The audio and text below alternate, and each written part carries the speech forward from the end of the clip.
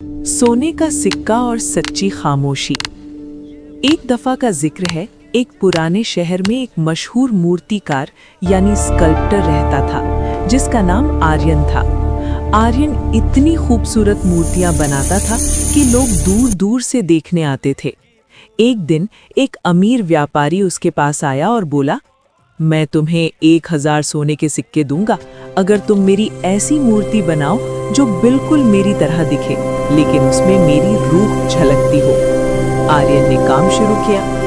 2 महीने बाद व्यापारी वापस आया। आर्यन ने 2 मूर्तियां सामने रखीं। दोनों बिल्कुल एक जैसी थी, वही चेहरा, वही कपड़े, वही चमक।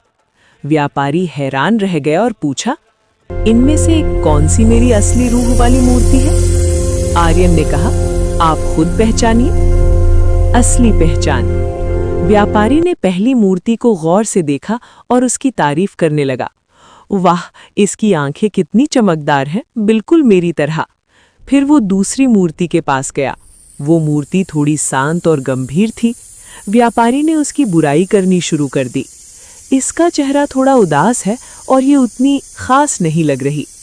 तभी आर्यन मुस्कुराया और बोला, साहब, पहली वाली मूर्ति सिर्फ मिट्टी है, लेकिन दूसरी वाली मूर्ति में मैंने एक छोटा सा सुराख छोड़ा है। जहां से हवा गुजरती है तो वो संगीत पैदा करती है। आर्यन ने आगे कहा, जब आपने अपनी तारीफ की तो पहली मूर्ति ने कुछ नहीं कहा, लेकिन जब आपने दूसरी मूर्ति की बुराई की तब भी वो खामोश रही।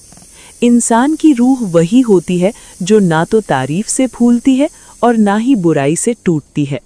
व्यापारी को अपनी गलती समझ आ गई। उसने आर्यन को इनाम दिया और ये सबक लेकर गया कि सच्ची शांति बाहर नहीं, अंदर होती है। सीख।